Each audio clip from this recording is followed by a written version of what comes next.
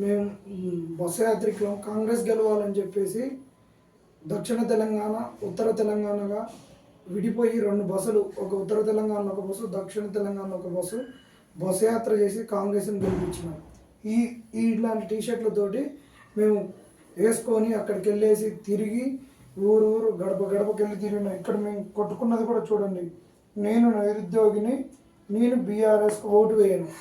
ఇంత దారుణంగా బీఆర్ఎస్కి ఓటు వేయనని చెప్పేసి మేము వెళ్ళి తిరిగి చేసినటువంటిది ఇది. ఈరోజు మమ్మల్ని నిండా ముంచిండు రేవంత్ రెడ్డి అయితేంది, అతడు ఇప్పుడు అధికారంలో ఉన్న పార్టీ కాంగ్రెస్ పార్టీ. ఇంత మమ్మల్ని నమ్మించి ఎట్లా అంటే, ఒక కషాయుడు గొర్రెను నీళ్ళు దాపకుండా ఎట్లా అలాలు చేస్తాడో అట్లా అలాలు చేసిండు. మమ్మల్ని అలాలు చేసి ఆగం చేసిండు.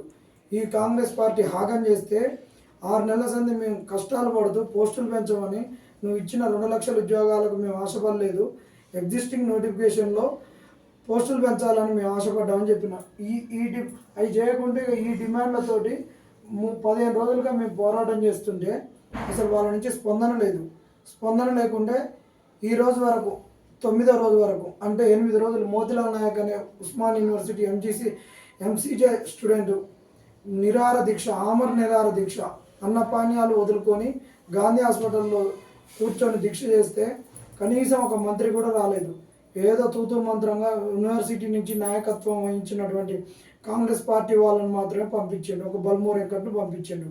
ఆ బల్మూర్ వెంకట్ మేము అడిగితేనేమో, మీరు నిరుద్యోగులు గెలిపిస్తే ఎమ్మెల్సీ కాలేదు, నేను ఎమ్మెల్యేల కోటాలు అంటాడు. ఆయనేమో నోటికి వచ్చినట్టు మాట్లాడతాడు. ఈ కాంగ్రెస్లో ఎవరు ప్రెస్ మీట్ పెడతారో, ఏం మాట్లాడతారో, నిరుద్యోగిత గురించి, ఉద్యోగ అవకాశాల గురించి, గవర్నమెంట్ నోటిఫికేషన్స్ గురించి ఎవరికి ఏ సోయితోటి ఏం మాట్లాడుతారో మాకు ఏమైనా అర్థం కావట్లేదు.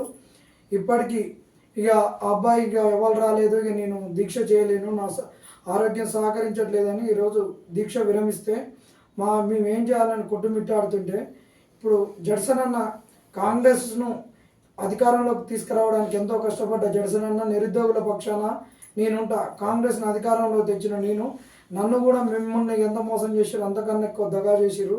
ఈ కాంగ్రెస్ అనేటటువంటిది ఎంత మోసపూరితంగా మారిందో ఈ మధ్యకాలంలో అనేటటువంటిది అని మాకు చెప్తూ, మాకు అండగా ఈరోజు ఆమర నిరాహార దీక్ష కూర్చోవడం జరిగింది. అన్నకు మేము సంఘీభావంగా బస్సు యాత్రికులు ఇద్దరం ఇప్పుడు రావడం జరిగింది. ఇంకా చాలామంది 40 మంది బస్సు యాత్రికులు ఉంటే వాళ్ళందరూ కూడా ఇప్పుడు ఈరోజు సాయంత్రం వరకు వస్తారు.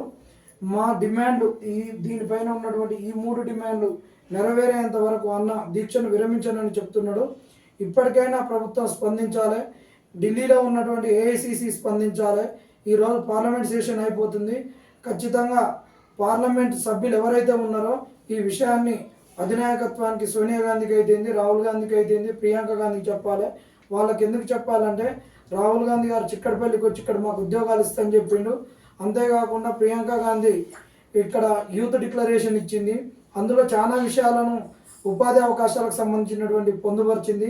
వీళ్ళిద్దరూ ఇప్పుడు మరి ఇన్ని రోజులు ఇక్కడ తెలంగాణ ఒక రమణ కాష్టగా మారబోతుంటే ఎందుకు స్పందించట్లేరో ఇప్పటికైనా ఎంపీలు స్పందించి వాళ్ళిద్దరికి చెప్పి ఇక్కడ ఉన్నటువంటి స్టేట్ అధినాయకత్వానికి డైరెక్షన్స్ ఇచ్చి తక్షణమే రేపు తెల్లవారేసరికి ఖచ్చితంగా రేవంత్ రెడ్డి గారు వీటిపైన ఒక సానుకూలమైనటువంటి స్టేట్మెంట్ ఇస్తాడని మేము ఆశిస్తున్నాం. లేని పక్షంలో ఈ తెలంగాణలో ఎట్లా మా హక్కులు పొందవచ్చో, మా హామీలను అమలు చేసుకోవచ్చో మాకు తెలుసు. ఈ ఉద్యమాలు కొత్త కాదు, అరెస్టులు కొత్త కాదు, త్యాగాలు అసలే కొత్త కాదు. ఖచ్చితంగా ఈ తెలంగాణ గడ్డ ఇచ్చినటువంటి స్ఫూర్తితోటి ఈ కాంగ్రెస్ మెడ నుంచి మా హామీలను, మీరిచ్చినటువంటి హామీలను, మా హక్కుల్ని మేము నెరవేర్చుకుంటాం. ఈరోజు ఒక ప్రత్యేకమైన పరిస్థితుల్లో నేను దీక్ష కూర్చోవాల్సి వచ్చింది. నిన్నదా కూర్చున్నటువంటి నాయకు వాళ్ళ తల్లిదండ్రులను నీ కొడుకు శరీరం మొత్తం దెబ్బతిన్నది, అది వల్ల నేను మభ్యపెట్టి ఆ ఇంటి ఒత్తిడితో మొత్తానికి ఆయన విత్డ్రా చేయించారు. నేను మొన్న రాత్రే చెప్పిన, మీరు ఏ విధంగా విత్డ్రా అయినా, ఎవరన్నా దీక్షలకి వెళ్ళి తప్పకుండా ఎవరో ఒకరు కూర్చుంటారని పరంపర చెప్పినాం. కాబట్టి ఈరోజు యాక్చువల్గా ఈరోజు మాది బంద్ ఉండే, అందులో హౌస్ అరెస్ట్ పెట్టడం జరిగింది. కానీ ఎప్పుడైతే మోతిలాల్ దీక్షలకి వెళ్ళి లేచిందని అనుకున్నారో అప్పుడే మేము కూర్చున్నాం. ఇదివరకు చాలామంది కూర్చుంటున్నారు కానీ క్రెడిబిలిటీ లేకుండా పోయింది, ఈరోజు నమ్మకంగా లేకుండా పోయింది. నేను కాంగ్రెస్ పార్టీ అధికారంలో రానికి దాదాపు ఎవడి పాలయ్యారో తెలంగాణని దాదాపు 179 కేసులు వేసినాయి ఇలా. ఒక్క కేసు మీద కూడా నేను ఎక్కడ విత్డ్రా అయిన చరిత్ర నా దగ్గర లేనే లేదు. అవసరమైతే కాంగ్రెస్ పార్టీ ఐడియాలజీతో నేను కాంగ్రెస్ ఉన్నా కానీ కాంగ్రెస్ పార్టీ ద్రోహులను పోయడానికి లేనని చెప్పి ఇవాళ నేను సస్పెండ్ గురై బయట ఉన్నా. అయినా కానీ నేను వాడితోనే నా సిద్ధాంతంతోనే ఉన్నా, సిద్ధాంతాన్ని నమ్ముకున్న వ్యక్తిగా. కాబట్టి నేను ఎలా పోయినా కానీ అందులో ఎక్కడ కూడా నేను కాంప్రమైజ్ అయ్యి బ్యాక్ అయిన చెప్పు చిల్లర వేసాను నా దగ్గర లేవు. కొంతమంది చిల్లరగా కామెంట్ పెడతాను కాబట్టి నేను చెప్తున్నా, నా ట్రాక్ రికార్డ్ అది. నేను కాంప్రమైజ్ అంటే ఒక 2 సెకండ్లలో చాలామంది ఇంట్లో ఉన్నోళ్ళు ఎవరితోనైనా కానీ ఆ దిశ మారితే ఇంకా అతని దగ్గర దిశ రాదు, మీనింగే లేదు. నెంబర్ 1. నెంబర్ 2 ఏంటంటే ప్రవళిక ఆత్మహత్య ప్రవళిక ఇంటికి పోయడం జరిగింది. మొన్న కూడా ప్రవళిక తమ్ముడు ఫోన్ చేసిన, మళ్ళీ ఫోన్ చేస్తాను మర్చిపోయినా. వాళ్ళ ఇంటికి పోవడం జరిగింది. వాళ్ళ ఇంటి పరిస్థితి చూసిన. ఈరోజు వాళ్ళ ఇంట్లో 5,000 10,000 వాళ్ళ అకౌంట్లో వేస్తున్నానంటే ఎంత కష్టపడితే వస్తాయి తెలుసా. మళ్ళీ దాని పేరుకెళ్ళి కోట్ల కేసులకు కానీ మనము వాళ్ళకు అడ్వకేట్లకు మా మనిషి 1000 500 వేసుకొని మళ్ళీ కోట్లకి ఇవ్వాల్సిన పరిస్థితి. 5 రూపాయలు అన్నం తిని చదువుతుండ్రు వీళ్ళు పిల్లలంతా. లేకుంటే 5 రూపాయలు లేనోడు పోయి అక్కడ రామకృష్ణ మఠంలో 11:30కి పోయి నిలబడితే ఆడ అన్నం దొరుకుతుంది, ఆడ పోయి అన్నం తిని చదువుతుంది. ఇవన్నీ నేను నా కళ్ళారా నేను చూసిన. కాబట్టి వీళ్ళ పరిస్థితి ఇట్లా కావద్దనే ఉద్దేశంతో నేను వీళ్ళతో గట్టిగా ఉన్నా. లేకుంటే నాకు యాక్చువల్గా దీనికంటే పెద్ద సబ్జెక్ట్ ఒకటి ఉన్నది, మొత్తం తలకిందులు చేసే సబ్జెక్టు నా దగ్గర ఉండే. ఇది డైవర్ట్ కావద్దని చెప్పి నేను అది మాట్లాడతలేను. ఆ సబ్జెక్టే తీస్తాను, అది పక్కకు పెట్టిన. అంత పెద్ద సబ్జెక్ట్ ఉన్నా కానీ నేను పోతలేను. వీళ్ళకి ఎట్లయినా న్యాయం జరగాలని వద్దాను. నా రోజు కొన్ని 100,000 ఫోన్లు వస్తున్నాయి. నా బొల్లారం పోలీస్ స్టేషన్ కూర్చుంటే నా దగ్గర డిఎస్సి ఉండే, గురుకుల పోస్ట్ వాళ్ళు ఉండే, మన గ్రూప్ 1 వాళ్ళు ఉండే, గ్రూప్ 2 గ్రూప్ 3 పెరగాలన్నట్టుండే. రకరకాల మనుషులు కూర్చొని వాళ్ళు నాతో మాట్లాడుకుంటే వాళ్ళ బాధలు ఒక్కరు బాధలు చెప్పు. నేను అందరం కలిసి ఆటోలు అక్కడ తీసుకొని వదిలేస్తే మళ్ళీ మేము ఆటోలు వచ్చినాం చీకట్ల. అక్కడ లేకుంటే బండ్లు కూడా లేవు, అక్కడ చీకట్లో వదిలేస్తే మేము అక్కడ తిప్పల వాడి వచ్చినాం. కాబట్టి ఇటువంటి పరిస్థితులల్లో ఈరోజు వీళ్ళు మోతీలాల్ మీద బాగా నమ్మకం పెట్టుకుని, నేను కూడా నమ్మకం పెట్టుకుని ఛాలెంజ్ చేసినాను విత్డ్రా కానంటే కాదు, ఎట్నో అయిండు. కానీ వీళ్ళ ఆత్మస్థైర్యం కోల్పోద్దని ప్రతి ఒక్కరు కూర్చుంటూ నిమ్మకాయ రసం తాగుతుండు డ్రాప్ అవుతాను. సరే ఇదేమున్నా కానీ నేను మొండోన్నో గట్టోడిని ఎట్లనైనా కొట్లాడతా అనే నమ్మకం నాకుంది. కాబట్టి తెగింపు నాకుంది. కాబట్టి నేను దీక్షలో కూర్చున్నా. నేను అనుకుంటున్నా కాంగ్రెస్ పార్టీ అధికారంలో రానికి కాంగ్రెస్ పార్టీ నాయకులు చెమట చుక్క చేయలే.